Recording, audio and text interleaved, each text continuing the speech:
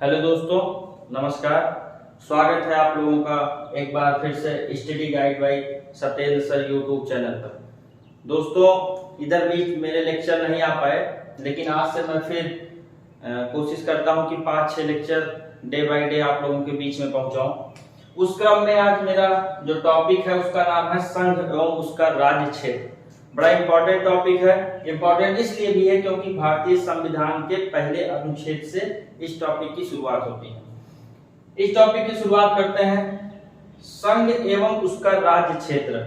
संघ एवं उसके राज्य क्षेत्र के बारे में भारतीय संविधान के भाग 1 में बताया गया है। भाग 1 में इसके बारे में बताया गया है और इससे संबंधित जो अनुच्छेद है वो 1 से 4 तक है। यानी अनुच्छेद 1, 2, 3 और 4 संघ एवं उसके राज्य क्षेत्र के बारे में पूरी जानकारी हमको देता है। अनुच्छेद 1 में हमने थोड़ा से क्लासिफाई किया है।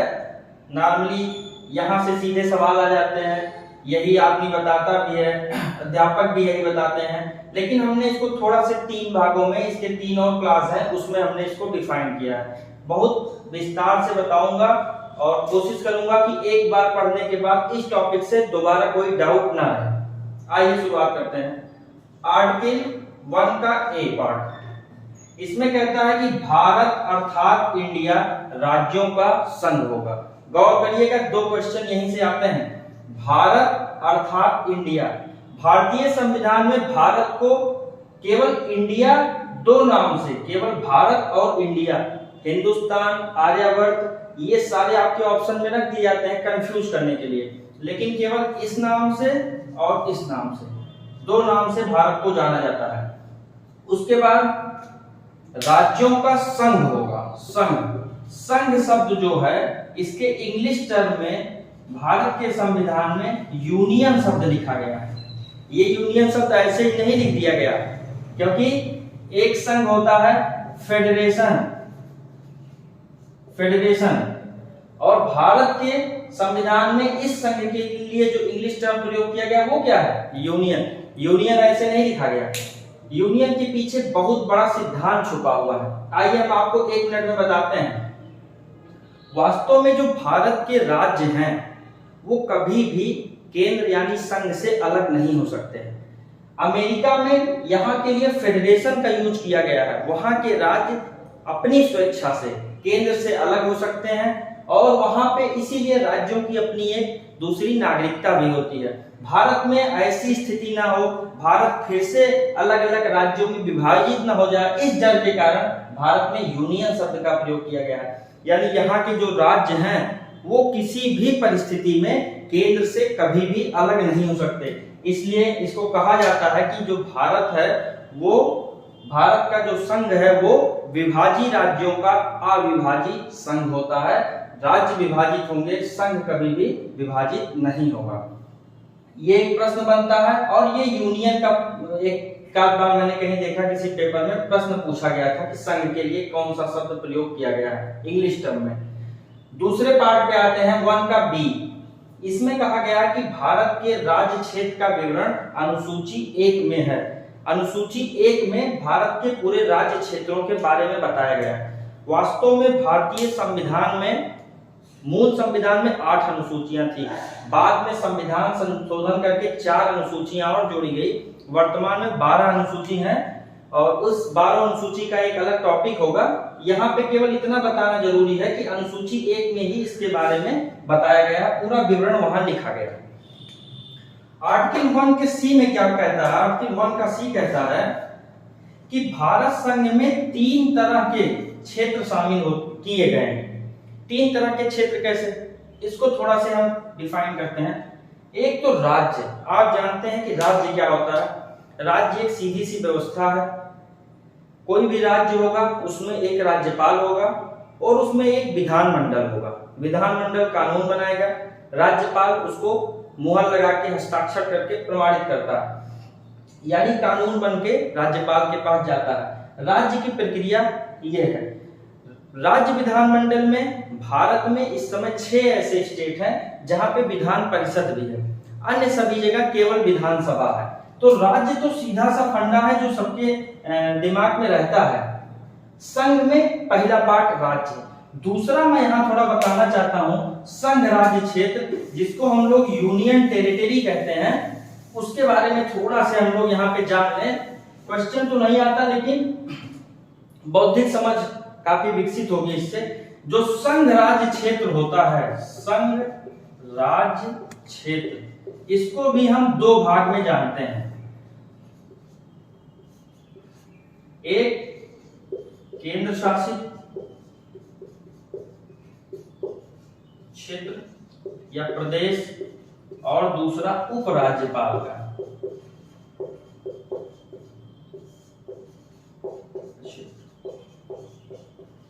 टीवी वगैरह में हम लोग बार बार एलजी लेफ्टिनेंट गवर्नर सुनते रहते हैं।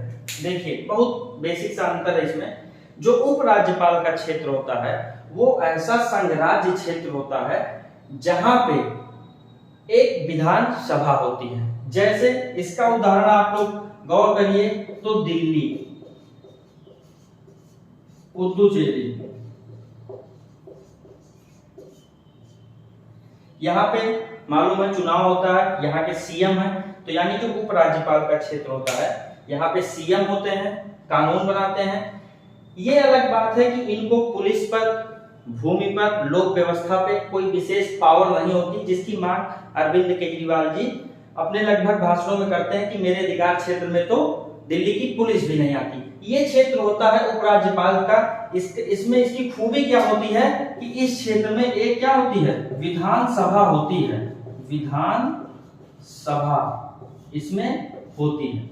लेकिन जो केंद्र शासित प्रदेश अन्य है संघ राज्य क्षेत्र के, इसमें क्या होता है, विधान सभा जो होती है, स्टेट लेजिस्लेटिव असेंबली, ये नहीं होती है, नहीं होती है। जैसे आप अन्य जो है जैसे दादर नागर हवेली, दमन दीव, अंडमान निकोबार, तो यहाँ सब कोई विधान सभा नहीं है, यहाँ पे सीएम के लिए चुनाव नहीं होता। तो भारत संघ में एक राज्य शामिल हो गए और संघ राज्य क्षेत्र। जब सारे राज्यों और संघ राज्य क्षेत्रों का गठन किया गया, इस टॉपिक का अगला ही पार्ट होगा कि राज्य पुनर्गठन आयोग, यानी जब भारत देश आजाद हुआ तो कैसे कैसे सारे राज्य बनते गए और वर्तमान में 28 राज्य और 8 केंद्र शासित प्रदेश हमारे बीच में है। तो उसका सबका बड़ा बेहतरीन क्रम है, पढ़ने में भी बहुत मजा आता है। उसकी जानकारी मैं इसके जस्ट बाद आप लोगों को दूंगा और आजकल वहां से स्टैंडर्ड क्वेश्चन बनना शुरू हो गया। तीसरा अर्जित क्षेत्र। देश आजाद हुआ तो हम लोग जानते हैं कि आजादी के बाद भी पुर्तगाली, फ्रांसीसी, इन लोगों का हमारे भारत के गोवा में, पुदुचेरी वगैरह पे, यहाँ पे इनका आधिपत्य था। तो गोवा को हम लोगों ने युद्ध के द्वारा, फ्रांसीसियों से संघर्ष संधि के द्वारा, अन्य क्षेत्र तो पुर्तगालियों से, फ्रांसीसियों से, ये सारे क्षेत्र जो हमने अर्जित किए वो भी भारत संघ में हमने समाहित किया। तो इस तरीके से केवल एक अनुच्छेद से मैंने आपको इतनी बातें बताने की कोशिश की है। इसको आप लोग नोट डाउन करिएगा और कोशिश करिएगा कि थोड़ा कहानी की तरीके से पढ़ें, तो बार बार पढ़ने की जरूरत नहीं रह जाती। अब हम आते हैं अपने आर्टिकल 2 की तरफ। आर्टिकल 2 क्या कहता है? आर्टिकल 2 कहता है कि संसद विधि बनाकर, यानी संसद कानून बनाकर नए राज्य क्षेत्र को भारत के संघ में शामिल कर सकती है। यहाँ पे गौर करिएगा, नए राज्य क्षेत्र की मैं बात कर रहा हूँ। यहाँ पे एक रोचक तथ्य आपके सामने प्रस्तुत करूंगा, हो सकता है कुछ लोग जानते भी हों कि हमारे देश की आजादी के समय सिक्किम भारत का हिस्सा नहीं था। सिक्किम बाद में 1975-76 के दौरान भारत में 22वें पूर्ण राज्य के रूप में शामिल हुआ। आज हम लोग उसको अच्छी तरीके से पढ़ते हैं, लेकिन एक समय था देश की आजादी के दौरान सिक्किम भारत का हिस्सा नहीं था। थोड़ी सी कहानी में बताता हूं कि सिक्किम में चोंग्याल वंश का शासन था। चोंग्याल वंश का शासन था और यहाँ पे जान रहे हैं कि राजाओं का शासन था, तो एक राजतंत्र था। और समय था 1971 का। 1971 में आप लोग जानते हैं उस समय एक बड़ी विराट व्यक्तित्व जिसका था इंदिरा जी, उनका टाइम था, उस समय वो पीएम थी। और उस समय जो पूर्वी पाकिस्तान का भाग था, जिसे वर्तमान में बांग्लादेश कहते हैं, वो स्वतंत्र हुआ था। वहां पे लोकतंत्र स्थापित हुआ था। उसको देखते हुए उसी के पास जो सिक्किम राज्य था, राजतंत्र वहां पे था, वहां के लोगों में लोकतांत्रिक भावना या लोकतंत्र के महत्व के बारे में उनको जानकारी हुई। वहां से तय हुआ कि एक प्रतिनिधिमंडल जाएगा इंदिरा जी से। इंदिरा जी उस समय उनका बड़ा व्यापक प्रभाव था, तो वहां के लोगों ने, आम जनता ने सोचा कि इंदिरा जी से हम लोग निवेदन करें कि किसी तरीके से हम लोग भी लोकतंत्र का हिस्सा बन जाएं।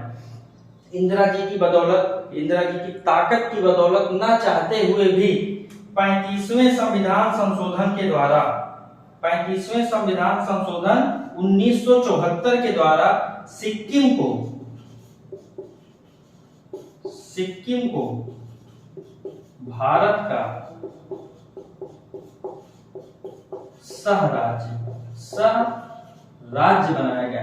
ये नोट करिएगा, सह राज्य बनाया गया। किस संविधान संशोधन के द्वारा? 35वें संविधान संशोधन के द्वारा। कब?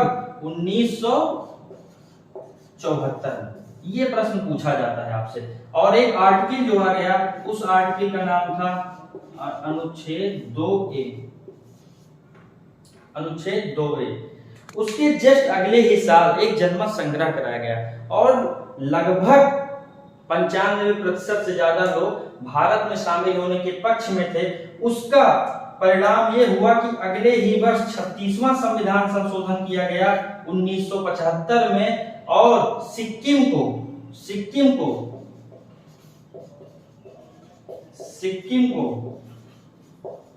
भारत का 22वां पूर्ण राज्य बना दिया गया। सीधे यहाँ सबसे लगातार प्रश्न पूछे जाते हैं, आप उठा के पुराने साल के प्रश्नों को देखिएगा। 35वां संविधान संशोधन 1974, 36वां संविधान संशोधन 1975, आर्टिकल 2A 22वां पूर्ण राज्य, ये सारे क्वेश्चन यहाँ से बनते हुए हमको मिलते हैं विभिन्न परीक्षाओं में। आर्टिकल 2 सीधे बताता है कि ऐसे हम राज्य को भारत में शामिल करेंगे जो उस समय भारत के क्षेत्र में नहीं थे, एक नया राज्य ही आके भारत में शामिल हो रहा है। लेकिन अगर हम अनुच्छेद 3 की बात करें, जो इस टॉपिक का सबसे इंपॉर्टेंट प्रश्न बन के आएगा, अनुच्छेद 3 क्या कहता है कि नए राज्य क्षेत्रों का निर्माण करेगी भारत की संसद, और किस तरीके से करेगी। जैसे मान लीजिए कि नए राज्य क्षेत्र का इनका निर्माण करना है, तो क्या करेंगे कि कोई, जैसे है उत्तर प्रदेश में से निकाल के एक भाग बना दिया गया उत्तराखंड। ये पावर किसको है? संसद को है। ये पावर किसको है? ये पावर संसद को है। यूपी से निकाल के उत्तराखंड बना दिया, यूपी के कुछ भाग को अलग कर दिया। एमपी से निकाल के क्या बना दिया? छत्तीसगढ़ बना दिया। बिहार से निकाल के क्या बना दिया गया? झारखंड बना दिया गया। यानी जो हमारा स्टेट था उसकी सीमा में परिवर्तन कर दिया गया। यूपी को थोड़ा से छोटा कर दिया गया। हम जानते हैं उड़ीसा को ओडिशा या असोम को असम, मतलब कुछ भी जो संसद चाहे, संसद को इतनी पावर है कि वो किसी भी राज्य क्षेत्र की सीमा में परिवर्तन कर सकती है, उसके नाम में परिवर्तन कर सकती है, सीमा को बढ़ा सकती है, उसकी बाउंड्री को उसको घटा सकती है, घटा बढ़ा के एक नए राज्य का निर्माण करती है। ये सारी पावर अनुच्छेद 3 के तहत किसको दी गई है? संसद को दी गई है। बस शर्त क्या होती है? शर्त यह है कि ऐसी कोई भी व्यवस्था करने से पहले एक बार राष्ट्रपति से अनुमति लेनी होगी। अर्थात राष्ट्रपति की अनुमति के साथ भारत की संसद किसी भी राज्य की सीमा में उसके नाम में परिवर्तन कर सकती है। इसकी पूरी की पूरी शक्ति संसद को है, राज्य के विधानमंडल को नहीं है। 3 अनुच्छेद यहां से एकदम आपके क्लियर हो जाने चाहिए। उसके बाद इसमें एक अगला अनुच्छेद जो आता है,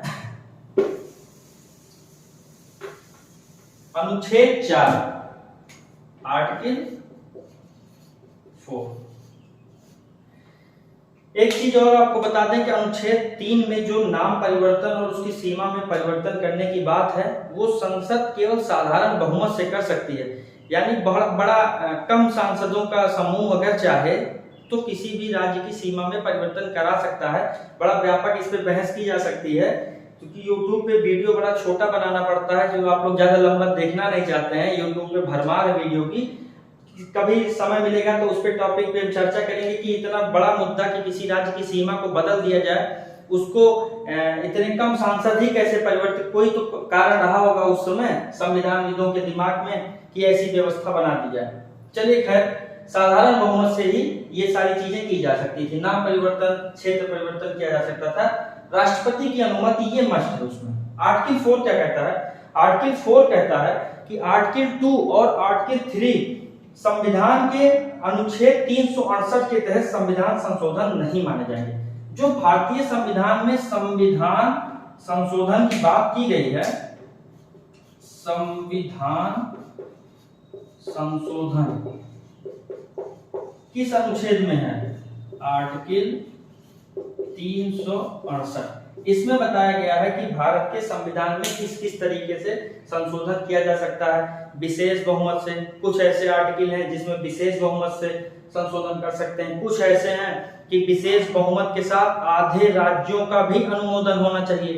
तो आर्टिकल 2 और 3 में जो संशोधन होगा वो इसके तहत नहीं माना जाएगा। ये आर्टिकल 4 में लिखा गया है। क्वेश्चन नहीं आता है, बस आपकी समझ के लिए बता रहे हैं। लेकिन हाँ, एक बात कही गई है कि अगर हमें अपने भारत के किसी भू राज्य को, किसी क्षेत्र को किसी अन्य देश को सौंपने की बात की जाए और हम चाहें कि बड़ी आसानी से संसद साधारण बहुमत से उसको दूसरे को सौंप सकती है, तो ये बात संभव नहीं है। जब सौंपने की बात किसी क्षेत्र को आएगी तो भारत के संविधान में इसके तहत तब संशोधन अनिवार्य है। तब आप साधारण बहुमत से करके उसको नहीं दिखा सकते हैं। तो आर्टिकल 1, 2, 3, 4 भारतीय संविधान के संघ और उसके राज्य क्षेत्र से संबंधित है। अब इसके बाद जो अगली बात हम आप लोगों के साथ शेयर करेंगे उसमें ये होगा कि कैसे भाषा के आधार पर, प्रशासन के आधार पर राज्यों के गठन की बात स्वतंत्रता के पहले से शुरू होती है। उस पर विवाद होता है। एक बहुत ही गांधीवादी नेता की मृत्यु होती है, उसके साथ ही कैसे आंध्र प्रदेश का गठन होता है 1953 में, और उसके साथ फजल अली आयोग बनता है। 7वां संविधान संशोधन होकर राज्य पुनर्गठन आयोग बनेगा, और कैसे कैसे फिर गुजरात से लेके 14 राज्य के बाद 15, 16, 17 और आज 28 राज्य और 8 संघ केंद्र शासित प्रदेश हमारे बीच में है। ये सारे टॉपिक मैं अगले वीडियो में क्लियर करूंगा। कोशिश करूंगा कि जल्दी ही एक आध दिन के अंदर वो भी आप लोगों तक पहुंच जाए। तो ये चारों चीज आप बहुत विस्तार से इसको समझ लीजिए। थोड़ा कोई भी एक रेफरेंस बुक हो, एक बार उससे रिवाइज कर लीजिए। और एक आध वीडियो में मेरे मुंह से निकल गया, जैसे सच्चिदानंद सिन्हा की जगह मेरे मुंह से सच्चिदानंद शर्मा निकल गया।